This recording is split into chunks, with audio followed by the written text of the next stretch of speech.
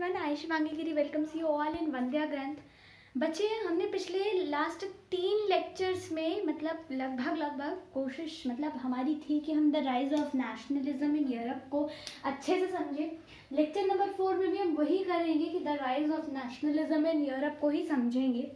ठीक है, तो बच्चे जहाँ तक कि मुझे याद है मैंने आपको एक टॉपिक पढ़ा दिया था, एक टॉपिक हमारा पूरा कंप्लीट हो चुका था, और जो दूसरा टॉपिक था the making of nationalism in Europe, उसे भी मैंने आपको उसके भी जो स्टार्टिंग के 2 पार्ट थे मैंने उसका आपको वो क्लियर करा दिया था। स्टार्टिंग के 2 पार्ट नहीं, उसका इंट्रोडक्शन और उसका पहला पार्ट। तो जो दूसरा पार्ट है नहीं, पूरा हम ये पूरा टॉपिक ही आज के क्लास में कवर करेंगे। ठीक है, होप्स हो कि आपको पिछले क्लास का याद होगा। याद नहीं होगा तो कम से कम वीडियो पॉज करके एक बार ही जो आपने नोट्स बनाए हैं उसे एक बार गो थ्रू करो। ठीक है, और उसके बाद आज का हम एम सेट करते हैं। ठीक है, आज हमने the making of nationalism in Europe, the making of nationalism in Europe को पूरा कवर करना है, पूरा अच्छे ढंग से हम इसे कवर करेंगे। ठीक है, इसे पूरा ढंग से कवर करना है बस। ठीक है, 1-2 पार्ट और रह रहे इसमें, तो वही। तो सबसे पहले बच्चे जो आपका आता है, what did liberal nationalism stand for. तो लिबरल नेशनलिज्म क्या होता है? अगर मैं आपसे बात करूं लिबरल्स की, ठीक है, तो ये जो लिबरल है ना, ये लैटिन वर्ड से आया है। ठीक है, ये कहाँ से आया है? लैटिन वर्ड लिबर से आया है, जिसका मतलब क्या होता है? जिसका मतलब होता है फ्रीडम। लैटिन वर्ड लिबर से आया है, और लिबर का क्या मतलब होता है? लिबर का मतलब होता है फ्रीडम। ठीक है, क्या मतलब होता है लिबर का? लिबर का मतलब होता है फ्रीडम। तो क्या चाहिए था बेसिकली? आपको क्या लगता है लिबरल लोगों को क्या चाहिए होगा जब इनके नाम का ही मतलब फ्रीडम है, टू बी फ्री? तो आपको क्या लगता है कि इनकी वांट क्या होगी? इनकी डिमांड यही होगी कि इन्हें फ्री कर दिया जाए, है ना? तो इनके ना हम जब बात करते हैं इनके बारे में, तो हम ना इनके 3 स्फीयर में इनके बारे में बात करते हैं, social, political and economic sphere. In 3 sphere में हम लिबरल्स के बारे में बात करते हैं।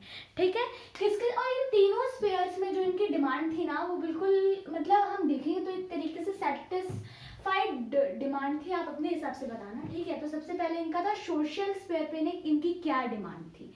ठीक है, हम यहाँ पर अभी विद रिस्पेक्ट टू यूरोप बात कर रहे हैं। ठीक है, पिछले लेक्चर में पूरा फ्रांस हुआ था, फ्रांस के बाद एकदम से हम यूरोप में आ गए थे। ठीक है, और अब भी हम यूरोप के बारे में बात कर रहे हैं। फिर जब कंजर्वेटिज्म इन 1815 वाले टॉपिक पर आएंगे तो उसमें दोबारा से हम फ्रांस के ऊपर चले जाएंगे। ठीक है, अभी हम यहाँ पर यूरोप के ऊपर ही बात कर रहे हैं। सोशल स्फीयर, दूसरा क्या है? दूसरा है political sphere. Political sphere and बच्चे जो थर्ड है ना, थर्ड है बच्चे इकोनॉमिक स्फीयर। ठीक है, इकोनॉमिक स्फीयर। इनकी एक भी ऐसी मतलब डिमांड नहीं थी जिससे आप कह सकते हो कि वो बिन मतलब का मांग रहे थे। इनकी सारी डिमांड्स सबके हिसाब से है, लेकिन सबकी अपनी अपनी राय होती है हर चीज़ में। हिस्ट्री में सिर्फ एक इंसान की बात नहीं सुनी जाती है ना। हम अपनी अपनी पूरे सोशल साइंस में बेसिकली हम सिर्फ अपनी बात नहीं रख सकते, हम अपने अपने माइंडसेट के अकॉर्डिंग सोच सकते हैं। सबके जैसे दिमाग एक तरीके की नहीं होती ना, वैसे सबके माइंडसेट भी एक तरीके के नहीं होते, और हम इस पर माइंडसेट पर बात करते हैं। ठीक है, सोशल साइंस के अंदर, क्योंकि ये सोशल है ना, तो हम सोसाइटी के लिए हम इसकी मतलब सिविली बात करते हैं इसके बारे में। ठीक है, तो पहले तो सोशल स्फीयर की अगर हम बात करें, for new middle classes freedom for individual and equality before the law. इन्हें क्या चाहिए था बेसिकली? सोशल स्फीयर पे इन्हें चाहिए था equality before the law, equality before the law. और इसके बारे में एक बात बच्चा याद रखना आप कि इक्वालिटी बिफोर द लॉ का मतलब आप कहीं ये ना निकाल लो कि इन्हें यूनिवर्सल एडल्ट फ्रेंचाइज चाहिए थे।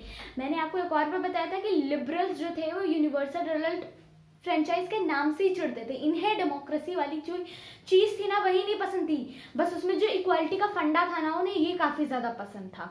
ठीक है, अगर हम देखेंगे पॉलिटिकल स्फीयर में, तो concept of government by the consent, voting के बारे में बात कर रहे हैं। Concept of government by consent. ठीक है, अब इकोनॉमिक स्फीयर ना सबसे ज्यादा इंपॉर्टेंट है। Freedom of markets. ठीक है, freedom of markets and abolition of state imposed restrictions on the movement of goods and capital. Capital. बच्चे क्या होता था, फ्रीडम ऑफ मार्केट का मतलब ये जहाँ चाहे वहाँ बिजनेस कर सकते हैं। फ्रीडम ऑफ मार्केट का क्या मतलब हुआ, फ्रीडम ऑफ मार्केट का मतलब हुआ कि कहीं भी अपना बिजनेस कर सके। और उसके साथ जो रेस्ट्रिक्शन थी ना, स्टेट रेस्ट्रिक्शन जो थी, ठीक है, abolition of state imposed restrictions on the movement of goods and Capitals. मतलब इनका क्या था, abolish state restriction, ठीक है, to abolish state restriction, ठीक है, on the movement of the goods and capitals, on the movements of goods and capitals, ठीक है।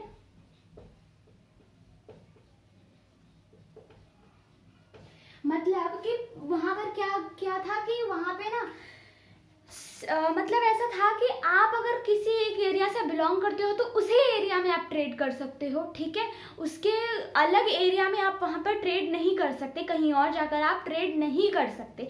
तो उस चीज़ को रिमूव करने की ना इनकी डिमांड थी। तो एक बारी पैराग्राफ देख लेते हैं, ठीक है। Yet equality before the law did not necessarily stand for universal suffrage। पहले ही मैंने आपको ये बात बता दी है। You will recall that in revolutionary France, which marked the first political excitement in liberal democracy, the right to vote and to elected was granted exclusively to property owning men। मैंने आपको बताया था प्रॉपर्टी ओइंग मेंस को क्या था, सिर्फ और सिर्फ राइट टू वोट था बच्चा, और किसी को राइट टू वोट नहीं था। और प्रॉपर्टी ओइंग कौन थे, प्रॉपर्टी ओइंग तो नोबल क्लास वाले ही थे। अब भाई मिडिल क्लास आदमी जो जिनके खाने के इतने दंगे पड़े हुए हैं वहाँ पे, वो बेचारा प्रॉपर्टी कहाँ से लाएगा। पहली बात उनके पास राइट टू प्रॉपर्टी ही नहीं था, ठीक है। तो ये लोग कितने छेड़े थे, समझ रहे हो। क्या राजा के खानदान वाले क्या करेंगे, किसी और को जाके वोट देंगे। वो तो वही चाहेंगे ना कि भाई मेरे खानदान का जो है वही राज कर लेना, मेरा भी चलेगा थोड़ा, वो तो ये सोचेगा ना।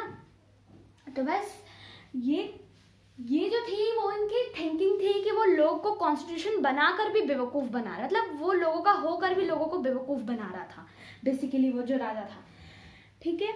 Men without property and all women were excluded from the political rights। ये भी पता है कि women को भी एक्सक्लूड किया था, है ना, पॉलिटिकल राइट से। Only for a brief period under the Jacobins did all adult mail enjoy suffrage. मतलब सिर्फ और सिर्फ जब जैकोबिन क्लब, जब रॉब्सपेयर थे ना, तभी सारे के सारे मेन को राइट मिला हुआ था, ठीक है, कोई प्रॉपर्टी होइंग या फिर कुछ नहीं। और कुछ पीरियड तक नेपोलियन के भी समय पर ना लोग इस तरीके से खुशी, मतलब सिर्फ और सिर्फ मेन ने इतने खुशी मनाया था, वुमेन्स को तो फिर भी नहीं मिला था। वुमेन्स को किस रिगार्ड पे मिला था कि उनके फादर या फिर उनके हस्बैंड अगर उन्हें क्या करेंगे, वो हाँ वाला थप्पा लगाएंगे तभी हो सकेगा ये, ठीक है। अच्छा ठीक है। Through out the 19th century and early 20th century, women and non-propertied men organized opposition movement demanding equal political right, ठीक है। In economic sphere, liberalism stood for freedom of markets and the abolition of state-imposed restriction on the movement of goods and capital. During the 19th century, this was a strong demand of the emerging middle class. Let us take the example of German-speaking region. In the first half of the 19th century, Napoleon's administration measures had created out countless small principalities of a confederation of 39 states। बच्चे यहाँ पर ना एक example आपको बता रहे हैं कि मतलब मैंने जैसे कि आपको बताया कि रेस्ट्रिक्शन थी। अगर आप ट्रेडर हो, ठीक है, अगर आप एक बिजनेसमैन हो, आप अगर इस एरिया से बिलोंग करते हो तो आप इतने ही एरिया में ट्रेड कर सकते हो, आप यहाँ से यहाँ नहीं जा सकते हो। आप ध्यान से सुनना, आप अगर इस एरिया से बिलोंग करते हो तो आप इसी एरिया के अंदर ट्रेड करेंगे, आप यहाँ ट्रेड करने नहीं जा सकते हैं, ठीक है। तो इनका जो डिमांड था ना बेसिकली इकोनॉमिक स्फीयर पे, वो यही डिमांड था कि ये जो है ना कि मैं यहाँ का हूँ तो मैं यहीं पर ट्रेड करूँ, इस चीज़ को हटाओ, इस रेस्ट्रिक्शंस को हटाओ। ये इनकी इकोनॉमिक स्फीयर पर क्या थी, डिमांड थी। तो नेपोलियन के समय पर ना एक 39 स्टेट की कॉन्फेडरेशन थी, ठीक है बच्चे। तो उसके बारे में है, each of these possessed its own currency and weights and measures. ये बात भी आपको पता है कि उन सबके पास क्या था, अपना अपना वेट्स था, अपना अपना मेजरिंग सिस्टम था, ठीक है। यूनिफॉर्म नहीं था, अलग अलग था, ठीक है। A merchant traveling in 1833 from Habsburg to Nuremberg to sell his goods would have to pass through 11 custom barriers। बच्चे जो एक ट्रेडर है, ठीक है, जो एक जगह है, जो एक जगह है, क्या है, हैम्बर्ग। हैम्बर्ग से अगर उसे न्यूरमबर्ग, वो भी एक जगह, ये दोनों ही हैम्बर्ग और न्यूरमबर्ग दोनों क्या है, एक जगह का नाम है। अगर उसे वहाँ पर अगर हैम्बर्ग से न्यूरमबर्ग जाना है तो उसे क्या करना पड़ेगा, to sell its good would have to pass 11 custom barriers, उसे 11 कस्टम बैरियर्स पार करने पड़ेंगे। And pay a custom duty of 5% of each on them, और क्या करना पड़ेगा, अपनी कमाई के 5% उन्हें क्या करना पड़ेगा, क्या देना पड़ेगा, उसे कस्टम ड्यूटी देना पड़ेगा। ठीक है, कस्टम ड्यूटी बेसिकली एक टैक्स होता है। ठीक है, duties were often levied according to the weights और मेजरमेंट ऑफ द गुड्स। और बच्चे क्या था, अब देखो हर जगह का अलग अलग वेट्स और मेजर था।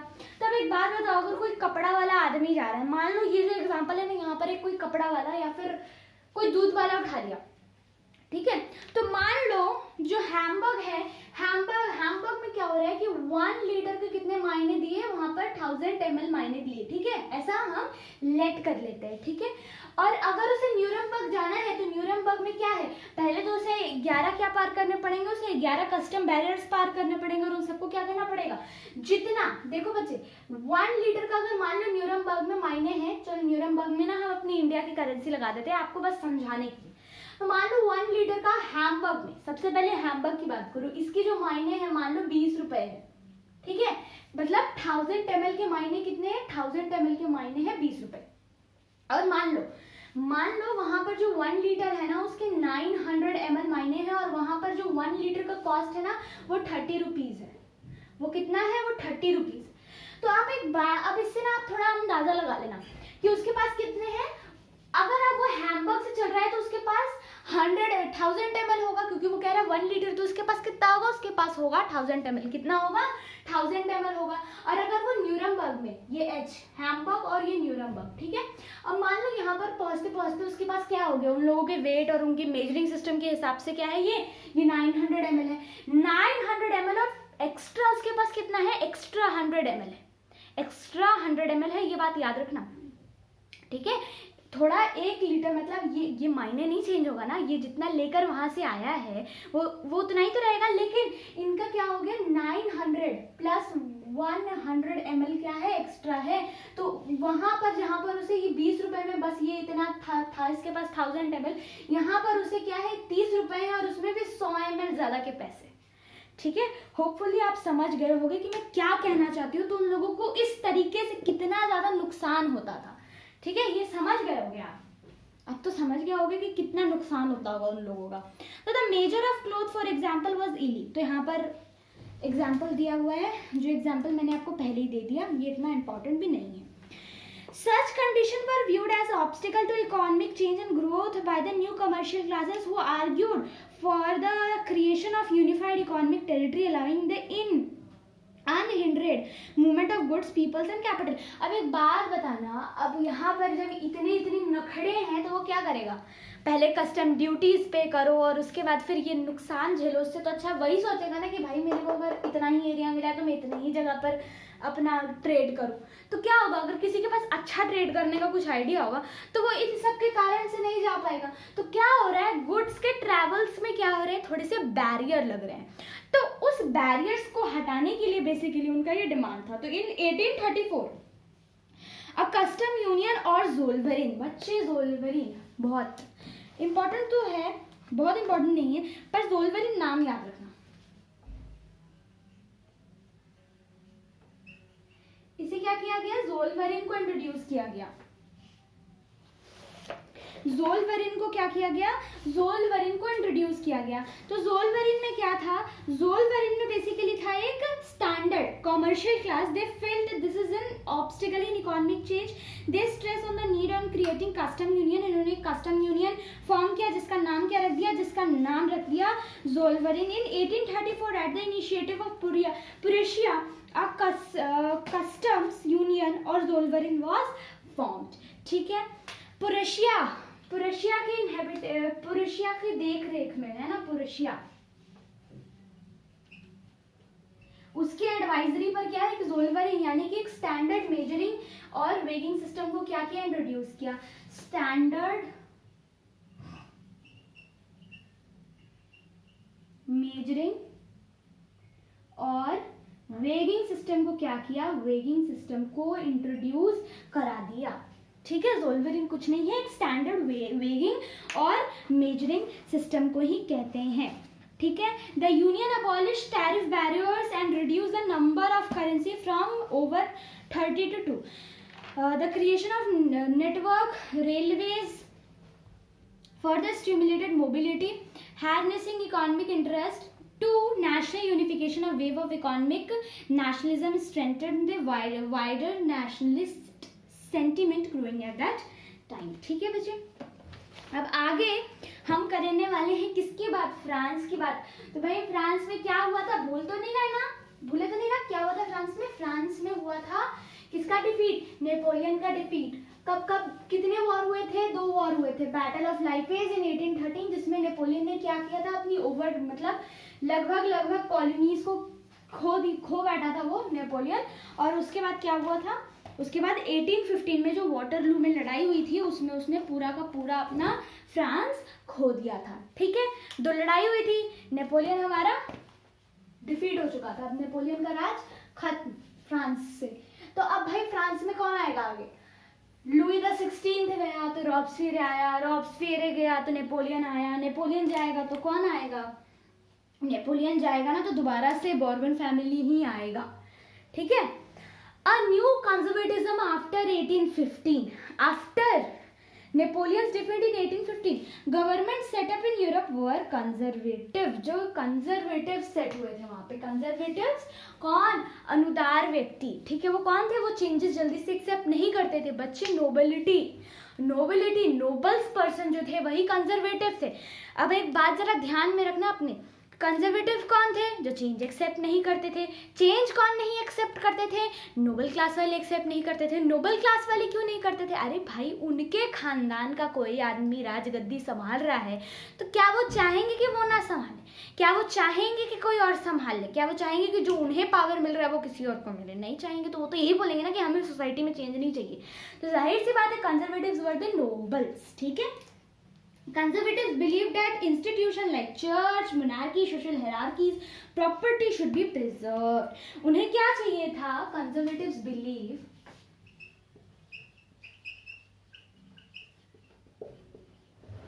कंजर्वेटिव किस बात पे बिलीव करते थे बच्चे, कंजर्वेटिव्स बिलीव करते थे चर्च, ठीक है, church, monarchy, social hierarchy. Social hierarchy का मतलब ये होता है बच्चे, हेरार्की का मतलब होता है पदानुक्रम। पदानुक्रम मतलब पद के हिसाब से, वो जो ई स्टेट वाला सिस्टम नहीं था, फर्स्ट ई स्टेट, सेकेंड ई स्टेट, थर्ड ई स्टेट, तो ये जो सिस्टम है ना वो चाहते थे ये सिस्टम दोबारा से। ठीक है, कौन कौन सा, चर्च, मोनार्की, सोशल हेरार्की, है ना, प्रॉपर्टी शुड बी प्रिजर्व्ड। कौन कौन से, church, monarchy, church, monarchy, social hierarchy,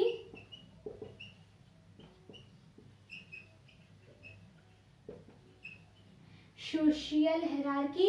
ठीक है बच्चे, सोशल हेरार्की के बाद और क्या था, सोशल हेरार्की था और थी property should be preserve. Property को क्या करना है, प्रॉपर्टी को प्रिजर्व करके रखना है। 1 मिनट रुकना।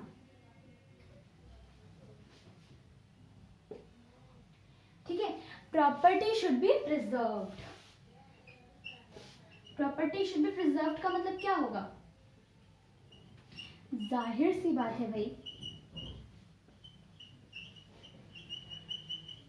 प्रॉपर्टी शुड बी प्रिजर्व्ड का मतलब है कि प्रॉपर्टी राइट दोबारा से छीन लेंगे। ठीक है, हाँ ठीक है। Some conservative believe modern army, efficient bureaucracy, dynamic economic, abolition feudalism help make monarchy strong. ठीक है, आगे है बच्चा, in 1850 representative of the European power Britain, Russia, Prussia, Austria, ब्रैप कंट्रीज हमारी who had collectively defeated Napoleon met at Vienna to draw up a settlement for Europe. The Congress was hosted by the Austrian Chancellor Duke Metternich। इनके बारे में मत भूलना, इनके आगे बहुत अच्छी सी स्टेटमेंट है ना, द एज ऑफ रेवोल्यूशन वाले टॉपिक में है ना, उसमें हम इनकी एक बहुत अच्छी वाली स्टेटमेंट पढ़ेंगे, when the France sneezes the rest of Europe catches cold। तो कैसे है ना, कैसे तो इनका नाम मत भूलना, चांसलर ऑस्ट्रियन चांसलर ड्यूक मेटरनिच। ये बेसिकली कौन थे? ये थे वो बॉर्बन फैमिली के ही थे, ये एक नोबल क्लास से ही बिलोंग करते थे, ठीक है, बॉर्बन फैमिली से नहीं लेकिन ये एक नोबल क्लास से ही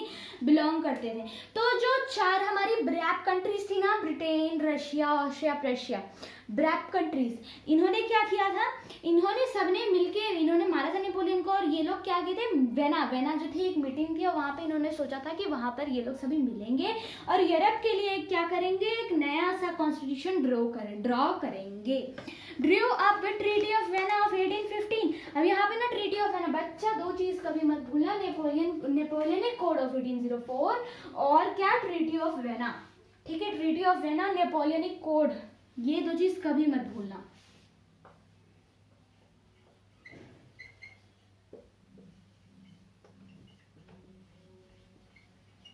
treaty of vena, treaty of vena में क्या था, ट्रीटी ऑफ वेना 1815 में लिखे देते हैं। सबसे पहले ना इसका एक मोटिव जान जाना कि नेपोलियन ने जो भी बेसिकली ये ट्रीटी ऑफ वेना थी ही इसलिए कि नेपोलियन ने जितने भी रूल निकाले थे ना उन सबको कैंसिल कर सके, उन सबको क्या कर सके, उन सबको कैंसिल कर सके, इसीलिए था ये। The Bourbon dynasty was restored to power, याद रखना, Bourbon dynasty restored to power, Bourbon dynasty restored to power, Bourbon dynasty को दोबारा से पावर दे दी गई थी, ठीक है। व्हाट्स नेक्स्ट, नेक्स्ट है France lost the territories it had annexed under the Napoleon. France क्या करता है, फ्रांस अपनी टेरिटरी जो कि नेपोलियन ने जीत लिया था ना, नेपोलियन लड़ के जिसमें भेलपूड़ी खाते हुए आदमियों को उठा के वो आर्मी में भर्ती कर रहा था जिस लड़ाई के लिए, तो उस लड़ाई में उसने जितने टेरिटरी जीते थे ना उन सबको, वो टेरिटरी को क्या कर देता है, फ्रांस खो जाता है।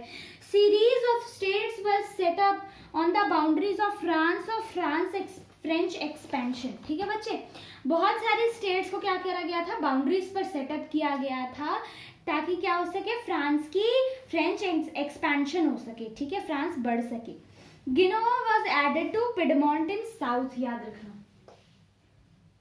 गिनोआ वाज एडेड टू पिडमोंट, जगह का नाम है, ये मत सोचना कौन सी चिड़िया है ये, इसका मतलब नहीं बताया।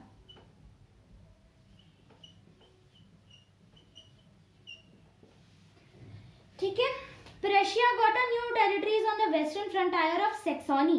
प्रशिया को क्या मिला, प्रशिया को एक ऑस्ट्रियन स्टेट मिला, ऑस्ट्रियन नहीं इटालियन स्टेट मिला, कौन सा, सेक्सोनी, ठीक है। Austria got north Italy. अब देखो भाई, इटाली था ना, इटाली जो था ना वो पैच वर्क था बहुत सारे कंट्रीज का, ठीक है, बहुत सारे पैच वर्क्स क्या होते हैं, टुकड़े टुकड़े बटे हुए थे, यहाँ कोई रूल करेगा, यहाँ कोई, यहाँ का राजा अलग, यहाँ का राजा अलग, यहाँ का राजा अलग, यहाँ का अलग, और ये सब बेसिकली मिलाकर क्या होने वाला है, ये सब बेसिकली मिलाकर कौन बनने वाला है, इटाली बनने वाला है। तो जो प्रशिया है, प्रशिया के पास क्या था, रशिया के पास था फ्रंटायर विच वाज सेक्सोनी, और जो ऑस्ट्रिया है उसके पास था नॉर्थ इटाली, ईस्ट रशिया उसके पास था Poland, some part of Poland, और Kingdom of Netherlands included Belgium set up in the north, ठीक है। इटाली की जो पैच वर्क वाली हाल थी, मतलब छोटा छोटा स्टेट बांट कर, ठीक है। German confederation 39 states was left untouched. Treaty of Vienna was hosted by Duke Metternich। बच्चे एक बात याद रखना, ट्रीटी ऑफ वेना भी याद रखना कि ट्रीटी ऑफ वेना को किसने होस्ट किया था, किसने होस्ट किया था, ये बात बिल्कुल अच्छे से याद रखेंगे कि was headed by the chancellor, was chancellor Duke, Duke कौन, ड्यूक मेटरनिच, ड्यूक मेटरनिच के द्वारा क्या किया था, ट्रीटी ऑफ वेना को होस्ट किया गया था, ठीक है भाई। अब देखना, जर्मन कॉन्फेडरेशन है ना 39 स्टेट, ठीक है, German confederation, 39 state that had been set up by Napoleon was left untouched, मतलब सबका बांट लिया। रशिया के पास सेक्सोनी चल गया, ऑस्ट्रिया के पास नॉर्थ इटाली चल गया है ना, और किसके पास क्या आ गया, नीदरलैंड किसके पास चला गया, नीदरलैंड को हम लोग ने ईस्ट रशिया के पास चला गया पोलैंड, और नीदरलैंड के जो किंगडम थे उसे बेल्जियम में इंक्लूड कर दिया गया, ठीक है। और वो भी कहाँ पर है, नॉर्थ में है, ठीक है। जर्मन कॉन्फेडरेशन में 39 स्टेट है, उन्हें कुछ भी नहीं किया गया था, इट वॉज लेफ्ट अनटच, ठीक है। आगे जो है बच्चा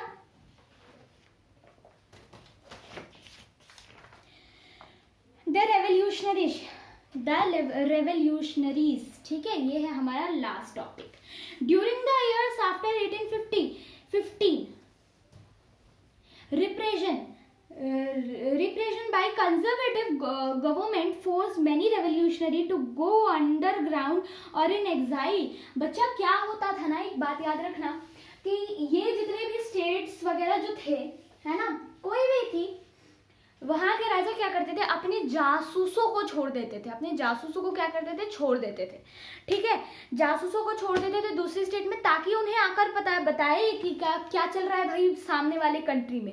तो उन्हीं तरीके का एक जो हमारा जासूस था ना, वो था गियुसेप्पे मज़ानी, ठीक है। गियुसेप्पे मज़ानी, इनके बारे में बहुत सारी बातें सुनने को मिलेंगी, और इवन जो ड्यूक मेटरनिच था ना, उन्हें बहुत खतरनाक लगता था गियुसेप्पे मज़ानी। क्यों? क्योंकि गियुसेप्पे मज़ानी बहुत अच्छे वाले कौन थे, एक जासूस थे, बहुत अच्छे डिटेक्टिव थे, है ना। सामने वाले की बिल्कुल ऐसे उसे देख के ना उसकी कुंडली निकालने में वो आगे थे गियुसेप्पे मज़ानी, ठीक है। तो गियुसेप्पे मज़ानी के बारे में ना बेसिकली इनकी जो लाइफ थी, one such individual was Italian revolutionary Giuseppe Mazzini, born in Genoa in 1804, he became a member of secret society of the Carbonari। Carbonari नाम की सीक्रेट सोसाइटी के कौन थे, वो एक मेंबर थे कार्बोनरी नाम के सीक्रेट सोसाइटी के, कौन, मज़ीनी, ठीक है, मज़ीनी थे इसके मेंबर। उन्हें क्या हुआ था, उन्हें एट द एज, उन्हें बहुत यंग एज में अराउंड 24 इन्हें क्या किया था, एग्जाइल दे दिया गया था। He got exile. क्यों उन्हें एग्जाइल मिला था, क्योंकि उन्होंने क्या किया था, रेवोल्यूशन करा दिया था ल्यूगेरिया में। ल्यूगेरिया में इन्हें क्यों भेजा, इन्हें ल्यूगेरिया में नहीं, इन्हें एग्जाइल में इसलिए भेजा क्योंकि इन्होंने रेवोल्यूशन कराया था ल्यूगेरिया में। He subsequently founded 2 more underground society, first Young Italy in Versailles and then Young Europe in Bernini। तो इन्होंने वहाँ पर भी उन्होंने दो सीक्रेट सोसाइटी के फाउंडर बने। ये कौन कौन से, यंग इटाली इन वर्सैलिस और दूसरे यंग यूरोप इन बेरिन, ठीक है। whose members were like minded young from Poland, France, Italy and German state, ठीक है। जिसके मेंबर्स कहाँ से थे, पोलैंड से थे, फ्रांस से थे, इटाली से थे, जर्मन स्टेट से थे। Mazzini believed that God had intended nation to be natural units of mankind, so Italy could not continue to be patchwork of small states and kingdoms। Mazzini का ये मानना था कि गॉड ने क्या किया है, गॉड ने नेशन को क्या बनाया है, एक नेशनल यूनिट बनाया, नेचुरल यूनिट बनाया है मैनकाइंड, मानवता के लिए, ठीक है। तो इटाली को ना ऐसे, जैसे मैंने आपको बताया था कि पैचवर्क में था, कि मतलब है तो बेसिकली एक कंट्री ही, लेकिन उस पर अलग अलग राजा क्या करते हैं, रूल करते हैं। तो इनका मानना यही था कि भाई क्या जो गॉड है ना, गॉड ने उन्हें भेजा है, ठीक है, कि वो क्या कर सके, वो पूरे इटाली को क्या कर सके, एकजुट कर सके। It had to forget into a single unified republic within a wider alliance of nation. इनका एक बिल्कुल स्ट्रॉन्ग बिलीफ था कि इटाली को जो पैचवर्क में लोगों ने रख रखा है ना, कि इसका राजा कोई है, उसका राजा कोई है, तो वो मानते थे कि ये चीज़ नहीं होनी चाहिए, ठीक है। इटाली को एक यूनिफाइड स्टेट बनना ही होगा कैसे भी करके। इनका बेसिक सा डिमांड यही था, मानना यही था। This unification alone could be the basis of Italian liberty. और ये कह रहे थे कि इनकी जो यूनिफिकेशन है वो सिर्फ किसके बेसिस पे होती है, वो इटालियन लिबर्टी के ही बेसिस पे होगी। Following his model secret society was set up in Germany, France and Switzerland and Poland. तो इनकी जो सीक्रेट सोसाइटी थी, इनके मॉडल, मतलब इन्हें जैसा चाहिए था उस पर बेस्ड जो सोसाइटी थी, सीक्रेट सोसाइटी, वो कहाँ पर थी, वो थी जर्मनी में, फ्रांस में, स्विट्जरलैंड में और पोलैंड में। Mazzini relentless opposition to monarchy and his vision of democratic republic frustrated the conservatives. जो पुराने सोच वाले जो अनुदार व्यक्ति थे conservatives, इनके साथ क्या था, मजीनी से ये लोग काफ़ी ज़्यादा डरते थे. और यहाँ तक कि हमारे ड्यूक मेटरनिच इन्हें कैसे डिस्क्राइब करते थे, तो most dangerous enemy of our social order हो गया थे कि हमारी सोसाइटी का ना सबसे खतरनाक एनिमी कौन है, मजीनी है. ठीक है, मजीनी से कंजर्वेटिव्स को सबसे ज़्यादा डर लगता था. ठीक है, तो ये थी लेक्चर नंबर 4. दूसरे आगे 5वीं लेक्चर में हम स्टार्ट करेंगे the age of revolution 1830 and 1848. तो आज इतना पढ़ाया वो समझ में आया होगा आप सभी को. नेक्स्ट लेक्चर के लिए stay connected and stay tuned. Thank you.